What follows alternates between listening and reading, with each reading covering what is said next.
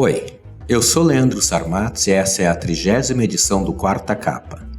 O episódio de hoje vai ser um pouco diferente, porque uma data especial pede um programa especial.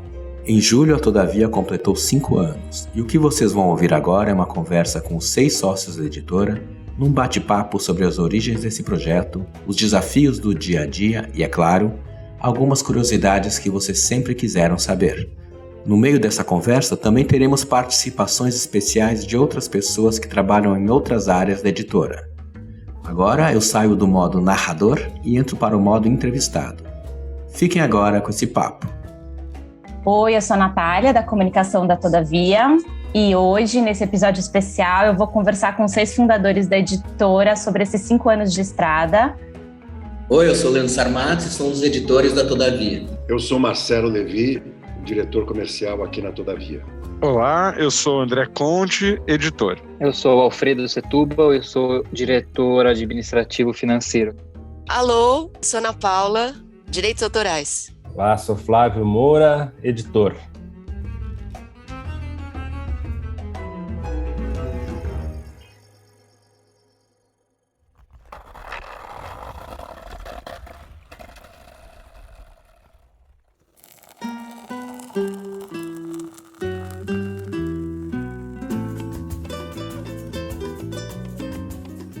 Para começar, acho que a primeira pergunta que não quer calar é: onde vocês estavam, o que estavam fazendo há exatamente 5 anos atrás, em julho de 2017?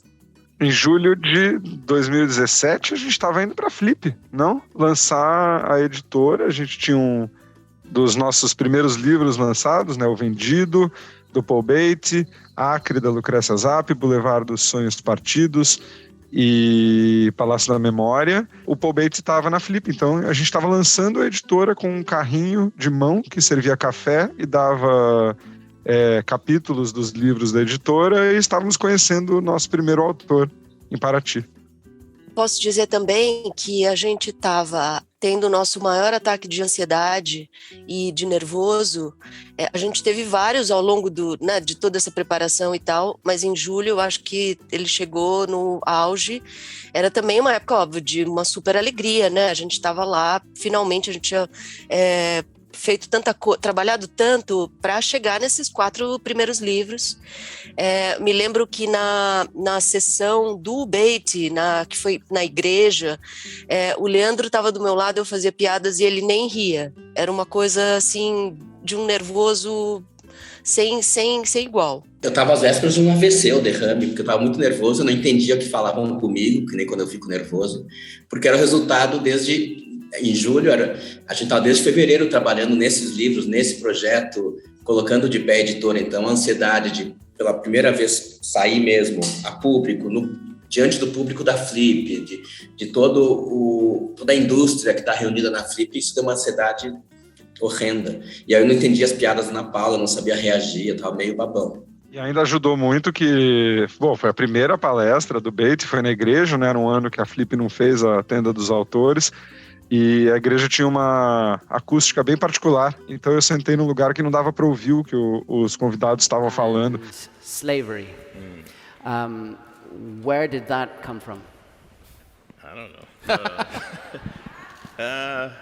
I don't know. That came. Então eu fiquei 2 horas vendo a primeira palestra do primeiro autor da editora e sem entender nada. E a ansiedade, assim, se as pessoas estavam ouvindo, mas acho que depois todo mundo saiu, teve uma fila enorme de autógrafos, e aí que a gente foi conhecer o autor. A gente conheceu ele já autografando os livros. E era legal empurrar o carrinho nas ruas de Paraty, tinha um certo desafio naquilo, aquelas ruas cheias de pedras, nós tentando ali superar os obstáculos com o carrinho com os 4 livros, os samples, e tinha um cafezinho junto, que ia de brinde ali no carrinho também, que era uma coisa interessante.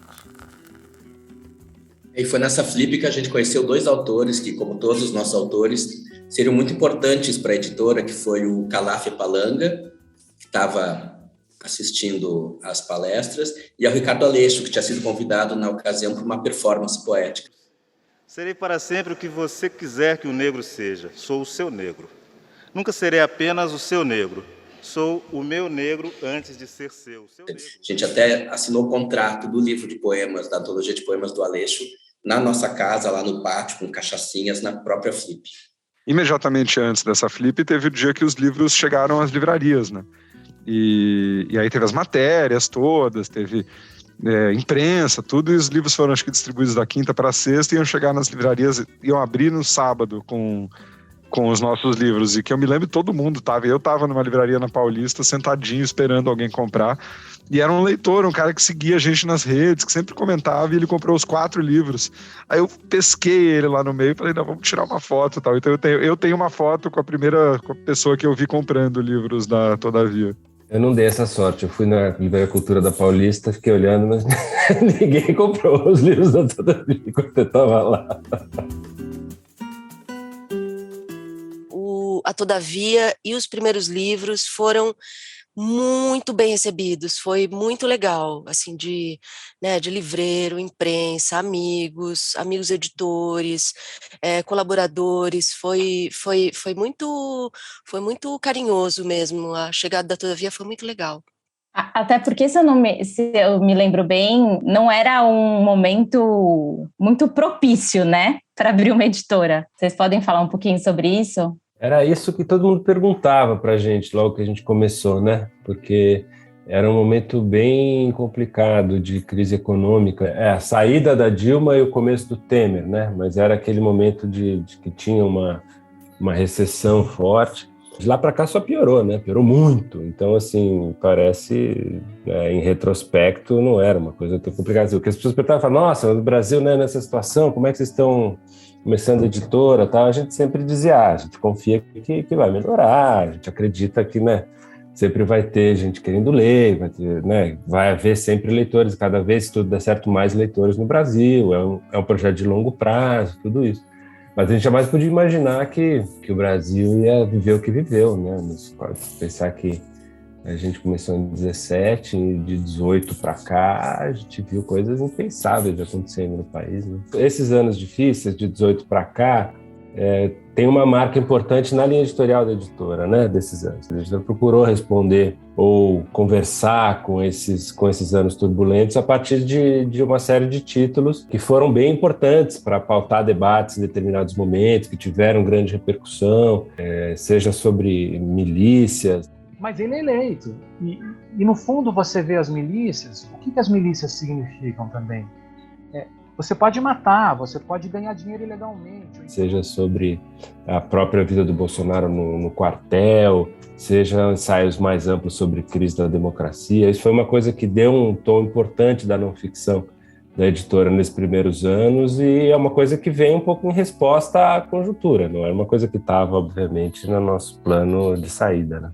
E eu só ia complementar que quando a gente começou, a editora tinha toda essa questão da crise econômica, política acontecendo, e logo depois, né, acho que ainda no primeiro ano da editora, a gente começou a ter uma outra crise das grandes livrarias, né? Várias livrarias enfrentam dificuldades financeiras e estão fechando suas lojas físicas. Após o anúncio de 2 icônicas redes de livrarias de declarar falência, a indústria do livro brasileiro passa por um momento chave.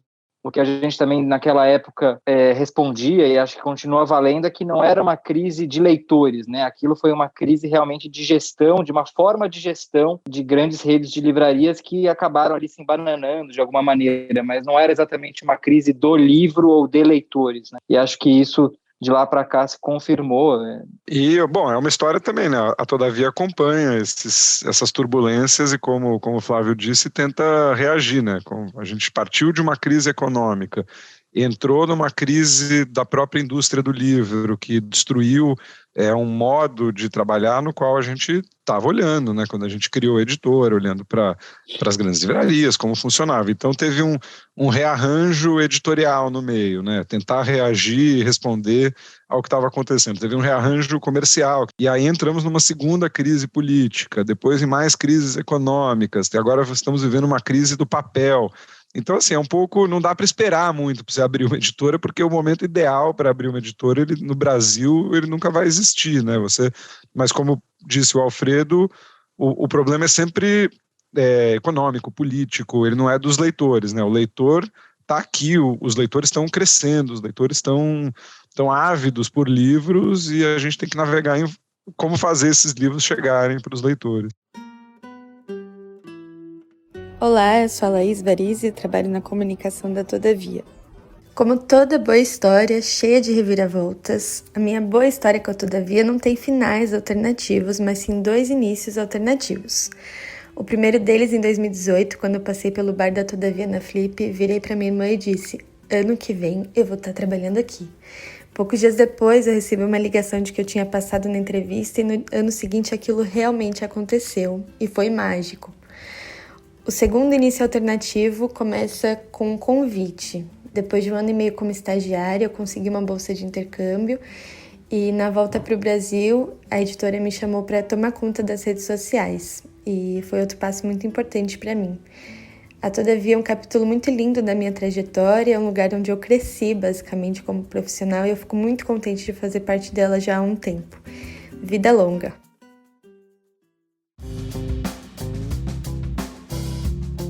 Seria legal a gente contar um pouco para as pessoas como funciona a aquisição, né, a aceitação de um determinado projeto, todo mundo lê, como é que é isso? Outras pessoas de outros departamentos leem? Como é que a gente faz essas escolhas? Acho que é importante diferenciar primeiro, assim, os livros que chegam, né, com proposta para nós, que geralmente chegam via agentes literários, boa parte deles estrangeiros, e a Ana Paula é a pessoa que coordena isso, conhece, enfim, muito do mercado lá fora.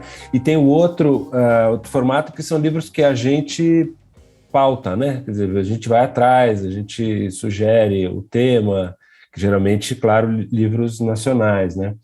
E mais de não ficção, mas são esses 2 principais caminhos, assim. Eu acho que uma coisa que é muito clara na Todavia, nós nos consideramos bons leitores, e nós somos bons leitores para nós, né? Dentro do grupo, a gente acha que a gente é bom leitor. Somos muito modestos e muito bons leitores. Eu acho que a Todavia tem muitos bons leitores, né? Gente que gosta de livro, gente que lê muito. Então, acho que o jeito de escolher tem a ver com livros que a gente gosta e livros que a gente acredita que outros vão gostar também. O fato da gente ter trabalhado juntos por muitos anos antes traz um lugar comum e um entendimento um pouco único, né? A gente tem, alguns livros a gente tem várias leituras, que é um pouco também, sei lá, em alguma medida isso reproduz a vida do livro, né, fora da editora. Os leitores são muito diferentes, né? Então eles são tão diferentes quanto somos nós diferentes, né? Então a ideia de várias pessoas lerem o livro traz essa cooperação e essa contribuição de o que as pessoas podem achar. Não vou citar nomes, mas muita gente na editora lê, a gente tem parecerista também, acho que tem um lugar de a gente entender que o livro ele pertence ao catálogo, né? Acho que hoje, depois de 5 anos, isso fica super claro, que tem um parentesco entre livros, inclusive livros muito diferentes. A gente conseguiu fazer um universo de livros que conversam entre si, apesar de não serem imediatamente, né, ligados um ao outro, e eu acho que isso tem a ver com os leitores que somos nós. E aí, aproveitando já um pouco essa coisa dessa interação entre vocês, né? Bom, vocês são 6 sócios, óbvio que cada um tem o seu trabalho, enfim, mas são 6 pessoas tomando decisões, assim, e o quanto isso movimenta a editora para vocês? Eu acho, Nath, que você é a melhor pessoa para responder isso. Quão infernal é uma editora em que as decisões demoram tanto para ser tomadas e que dependem de 6 pessoas? Tá gravando, não posso contar. Não, eu acho melhor exatamente. Se você realmente quer um troço horizontal, você vai ter que chamar pessoas da editora para falar sobre isso. Eu não sei se vai ser uma boa ideia, mas enfim. Seria fácil a gente fazer o autoelogio da democracia aqui e da horizontalidade, mas aí são vocês que têm que dizer quão eficiente que é isso. Mas, brincadeira à parte, a gente procura sempre, as decisões mais estratégicas, a gente procura sempre ter alinhamento de todos e significa que a gente faz muita reunião, que a gente conversa muito e que a gente, eu acho que tem uma dinâmica que funciona, né? Quer dizer, acho que a gente aprendeu a ceder em algumas situações em que fica claro que, sei lá, se a sua opinião não é a que vai prevalecer, é paciência, né? Embora algumas decisões podem ser mais lentas, eu acho que do ponto de vista de clima de trabalho, do ponto de vista de solidez das decisões que são tomadas, da reflexão que existe antes de cada decisão importante que seja tomada, tudo isso funciona melhor. É um coletivo de ansiedades, né? Uma coisa boa, porque não tem uma só ansiedade, tem 6, né? Uma coisa... Mas antes das decisões serem tomadas nessa democracia da Todavia, o interessante é ver como os 6 são muito diferentes, são temperamentos diferentes, manias diferentes, visões de mundos diferentes, e energias diferentes. Nos melhores dias, cada uma dessas energias diferentes constrói o cubo mágico da Todavia, e às vezes, claro, não consegue chegar na corzinha vermelha, na corzinha amarela, na corzinha branca, mas eu acho que é isso que enriquece o processo e traz até uma eletricidade ao catálogo, porque é um catálogo de muitas vozes que se respeitam, que são muito diferentes, mas se respeitam, que respeitam o olhar do outro, a visão de literatura, a visão do negócio, etc. E isso previamente, antes das decisões, antes da horizontalidade, antes do dia a dia administrativo, editorial, de tocar o negócio, é interessante, porque sendo bem velho, lembrando dos Titãs dos anos 80, que eram 8 pessoas, e uma vez eu vi uma entrevista deles, e para chegar numa música, num arranjo, tinham alguns arranca-rabos às vezes, mas que depois a música não refletia isso, a energia daquele momento, a eletricidade, às vezes, em contraste, em choque daquele momento. Eu acho que o interessante do nosso catálogo, do nosso trabalho é isso. O que eu acho que faz tudo isso, de alguma forma, funcionar, é porque o projeto é muito claro na cabeça de todo mundo. Então, as discussões, assim, a gente nunca brigou de bater a porta e falar que sair dessa editora, não vou mais entrar, assim, a gente nunca teve, mas a gente discute, a gente troca, eventualmente, patadas leves uns nos outros, mas eu acho que, assim, o que está se defendendo sempre é a visão da editora, sabe? Isso, a conversa que a gente mais tem, isso é Todavia. E só uma última coisa, assim, que eu acho que é um ótimo exemplo, assim, eu não lembro nesses 5 anos de nenhuma decisão que a gente teve que tomar que foi, assim... então vamos votar para ver qual a maioria dos 6 preferem. Isso, lembre, nunca aconteceu, assim. As decisões são sempre por unanimidade. Claro, já tem esse trabalho, essa conversa, até chegar numa convergência de opiniões, mas nunca aconteceu de chegar num extremo de ter que falar, bom, então 4 querem uma coisa e 2 querem outra, e é isso, sabe? Realmente, assim, de ter que fazer uma votação ou algo nesse sentido. Eu acho que isso é um ótimo sinal disso que o André estava falando, dessa convergência, dessa clareza de um propósito maior, de um projeto claro, o que é melhor para a editora e não para cada um individualmente, sabe?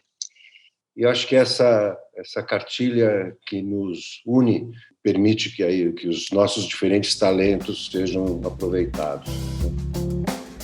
E aí também tem o fato de que recentemente o logo da editora, né, que são as boquinhas, que a gente chama carinhosamente, internamente, viralizou. Então eu posso dizer que hoje a internet inteira sabe o que significa o logo da Todavia.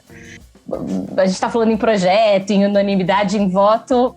Foi unânime, todo mundo, quando essa ideia chegou, todo mundo falou, uau, demais, ou, meu Deus, o que é isso? E aí já emendaria também numa outra pergunta aqui sobre a escolha do nome, como é que foi essa escolha do nome, se teve uma segunda opção, qual era essa segunda opção, enfim. O André e os amigos antigos do André têm um jeito específico de falar, eles têm jargões, gírias, eles falam entre eles de um modo particular.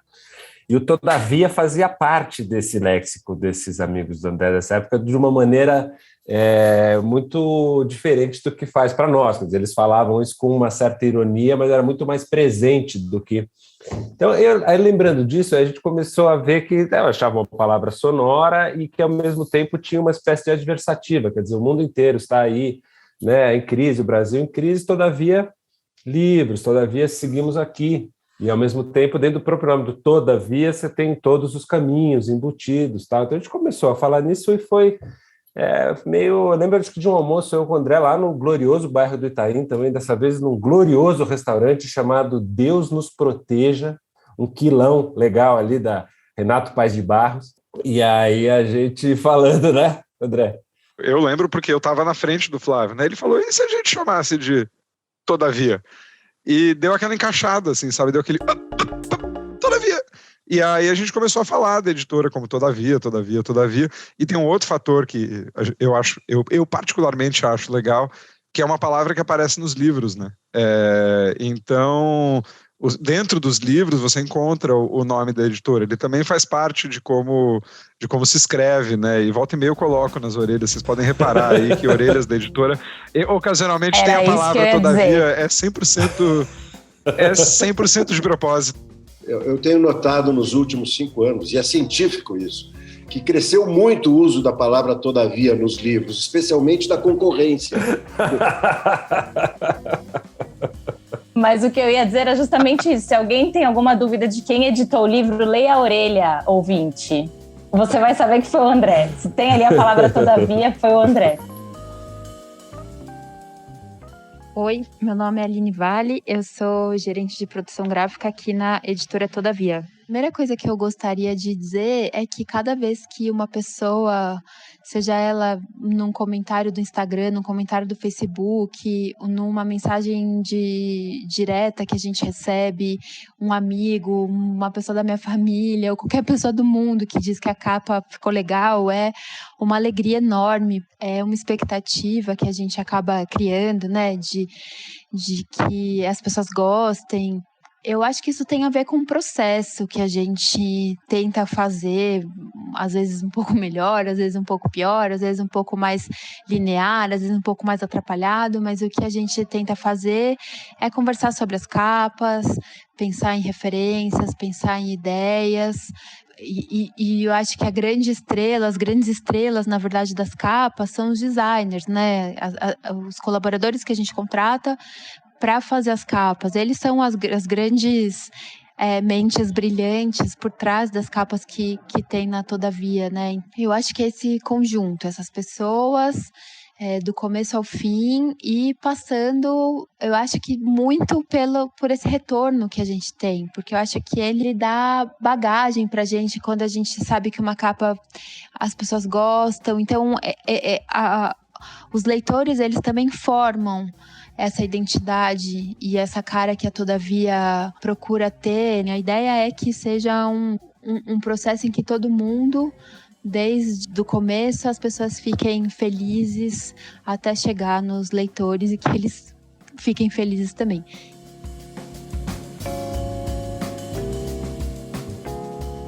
Aí sobre o logo, eu ia dizer que eu fico curioso de achar o que o Alfredo pensou aquele dia, porque foi um dia foram vários logos apresentados e tal, foi uma reunião que a gente estava esperando muito acontecer e tudo, mas queria ver o Alfredo, que não vinha do mundo do livro, né, que estava entrando no mundo do livro, como que foi para ele aquela reunião com o grande Pedro Inoue, que fez o nosso logo. Reunião com o Pedro Inoue, o Daniel Trent e a Cissa, né? Desse trio que coordenou o projeto todo. Eu lembro que foram apresentadas 3 opções, eu não lembro exatamente como era cada uma delas, mas eu lembro que teve uma que foi unânime, que era um não, que eu acho que era muito conservadora, muito quadradinha, assim. Não era feia, mas era claramente não era o caminho a seguir. E tinham 2 que eu lembro que eu gostei muito, e essa que foi a escolhida saltava muito aos olhos, assim. Eu gostei muito das 2, e acho que ainda num lugar que eu ainda estava um pouco inseguro, talvez eu tivesse naquele momento escolhido a outra, acabou não sendo escolhida, que era um pouco, apesar de linda, um pouco mais tradicional, mas eu acho que teria sido um erro, obviamente. Acho que foi uma escolha muito acertada, né? O logo é muito marcante e acho que, como disse o André, além dele, assim como a palavra, né, o nome está dentro dos livros, é um logo que também possibilita muitos usos. Então ele muitas vezes aparece na nossa lombada como uma estampa, na nossa agenda, né, no ano Todavia que a gente tem feito nos últimos anos. Quer dizer, também é um logo que se esparrama e permite muitos usos. Então, com certeza foi um acerto muito grande. Isso mesmo sobre viralizar, assim, desde o início a gente sabia que não era óbvio, né, o significado, que as pedrinhas faziam as boquinhas. E isso quando estava a Cissa, né, que coordenou isso, o Daniel Trent fez o projeto de Miolo, que é o projeto até hoje, né, e o Pedro essa capa. E uma das coisas que a gente falou, não tem problema, sabe, porque a gente pode falar isso de vez em quando, comunicar isso, fazer vídeos, posts, mas ao mesmo tempo as pessoas vão descobrindo, né, e aí no dia é legal que você vê o logo, ele é esteticamente super bonito, elegante e tal, e ao mesmo tempo tem um dia, anos ou meses depois que você é leitor da Todavia, que você descobre o que é e tem aquele momento, que legal. Então a gente sempre esperou assim que esse momento fosse acontecer com os leitores, cada um na sua casa, no seu momento. E recentemente virou um post super viral e foi meio que como se de repente milhares de pessoas ao mesmo tempo tivessem esse momento que a gente sabia que era um momento que a gente teve na reunião, né? O Pedro mostrou, a gente colocou aquela cara, que são esses menires, né? Parece a pedra que o Obelix carrega. E aí, de repente, no final vinha um videozinho animado fazendo Todavia, aí ficou todo mundo, essas boquinhas do Pedro fazendo. Agora, posso falar uma coisa? Foi unânime. Eu acho que foi imediatamente unânime. Talvez não houvesse esse aqui talvez, mas foi unânime imediatamente unânime. A Cissa, o Daniel e o Pedro achavam que a gente não ia, jamais ia topar isso, tanto que eles deixaram para o fim. Eles apresentaram primeiro, os outros deixaram isso por último, meio assim, tem também esse aqui, que a gente achou divertido e tal, mas eles não achavam que a gente ia bancar, assim, um pouco. E foi onde todo mundo na hora falou, não, é aqui, vamos lá, é isso aqui mesmo, vamos aí. Lembro o Daniel até falando comigo, vocês, hein? Achei que vocês não fossem ser tão ousados, assim, eu falei, Tá pensando o quê? Bom, quem quiser ver essas releituras que recentemente o logo da Todavia ganhou, a gente fez um post nas redes com as caras dos pandas, as fases da lua, enfim, tudo redesenhado. Acho que a gente está se aproximando já do final. Eu vou emendar 2 perguntas, na verdade, que primeiro qual que é a história que a Todavia está contando, mas eu juntaria isso uma coisa que a Ana falou recentemente, a gente teve uma conversa ontem, sobre esse momento, né, que a gente está vivendo no país, e então qual é a história que a editora está contando, se a gente for pensar nesse momento que a gente está vivendo, né, com o que a editora pode contribuir para que a gente saia dessa lama terrível em que estamos enfiados. Retomando uma coisa que eu já falei ali no começo, quer dizer, uma parte do espírito da linha editorial da editora é dialogar, refletir, né, sobre esses tempos difíceis de uma maneira que a imprensa não consegue fazer, por falta de espaço, né, por ter que responder muito mais rapidamente. Acho que o livro, cada vez mais, nos últimos tempos no Brasil, virou um lugar decisivo para aprofundamento de algumas reflexões no debate público. E a gente tem tentado, sempre que possível, responder a isso da maneira mais relevante possível. Então, existe, eu acho que uma proposta de intervenção de editora quente, vamos dizer assim, desde o começo da editora e desde do centenário da Revolução Russa até os momentos mais agudos aí da crise política da democracia no país relacionada ao governo Bolsonaro, ou ao aniversário de 100 anos da Semana de 22, ou agora os 200 anos da independência em setembro. A gente tem 2 títulos sobre isso em agosto. Quer dizer, tudo isso mobiliza de alguma maneira a nossa linha editorial, e a gente procura sempre estar aderente a esses temas. Agora, claro que a gente sabe também que é limitado, né, o que uma editora pode fazer diante de um país que está nessa situação. A gente só pode esperar que isso passe logo, que as pessoas, né, cada vez mais a gente possa ler e que os livros possam voltar a ter protagonismo nesse país em vez dos clubes de tiro, né? Eu acrescentaria, não sei se o Flávio falou, da coleção 2020, que também entra aí nesse espírito. Bem lembrado, Marcelo.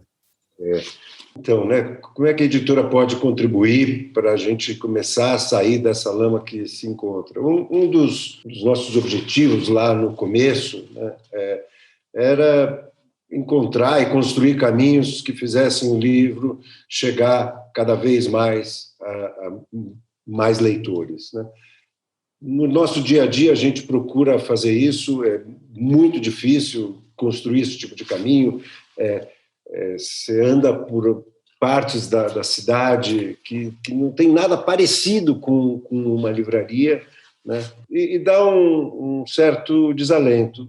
Em contrapartida, alguns movimentos da editora ao longo desses anos vão aí na direção contrária. Então, o projeto de lançamento do Confinada, né, essa história em quadrinhos do Leandro e da Priscila, né, permitiu que a gente fizesse uma distribuição para bibliotecas comunitárias, que foi muito, muito legal, alcançando um público muito diferente.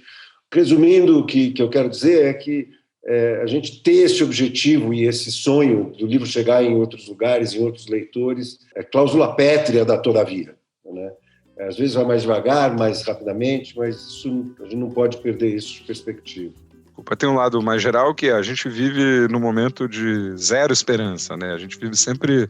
Foram anos, e além de tudo que aconteceu no Brasil, temos a pandemia em cima disso tudo. Então, é muito difícil. E quando você vê leitores se juntando, né? Quando você vai a uma Bienal e tem centenas de milhares de leitores se aglomerando em torno do livro, quando você lança um livro, né, que aqui a gente pensou um livro, a gente discutiu entre nós, a gente escolheu a capa, a gente falou com a Nath para como vai ser a divulgação, a gente falou com a equipe do Marcelo para ver como que vai ser nas livrarias, enfim, tudo que a gente faz com o livro antes do livro existir para o leitor, né? E de repente você põe esse livro na rua, esse livro aparece numa livraria, etc. E as pessoas começam a discutir aquele livro, começam a postar frases do livro, vão ao encontro, debater aquele livro, falar de outros livros, juntar essas ideias. A editora não pode fazer nada que não seja isso, sabe? Que é colocar esses livros na rua. E se tem um mínimo de esperança que se pode ter é quando você vê que o Brasil é um país de leitores, né? Um país que gosta, que valoriza a leitura, que quer ler, e apostar que esse é o futuro, sabe? O futuro é melhorar a educação no país, melhorar o acesso aos livros no país, diversificar o que se publica, diversificar os autores, as autoras, os gêneros, tudo, e participar de alguma forma desse debate, desse momento. Então, é muito ruim estar no Brasil, mas é muito bom fazer livros. E o livro em si, não o livro da editora, o livro ele tem um papel muito importante na formação das ideias de uma nação, né? Então, é um pedacinho de uma pecinha num negócio gigante que a gente coloca, mas que é essencial, assim.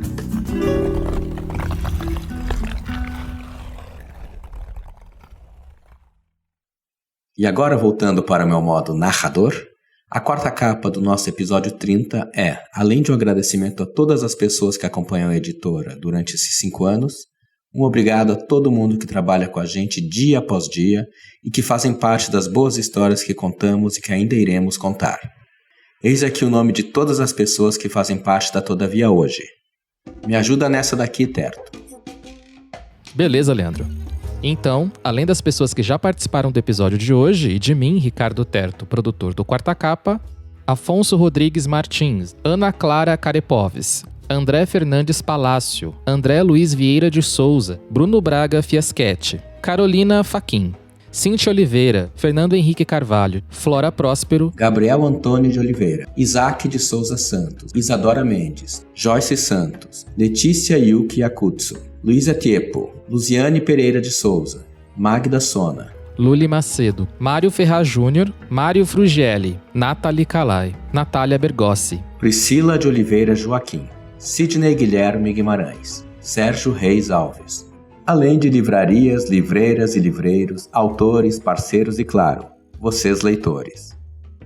O Quarta Capa estará de volta na segunda quarta do mês com episódio de lançamentos, e na última quarta de volta ao formato narrativo. Esperamos vocês lá. Um abraço e vamos nessa!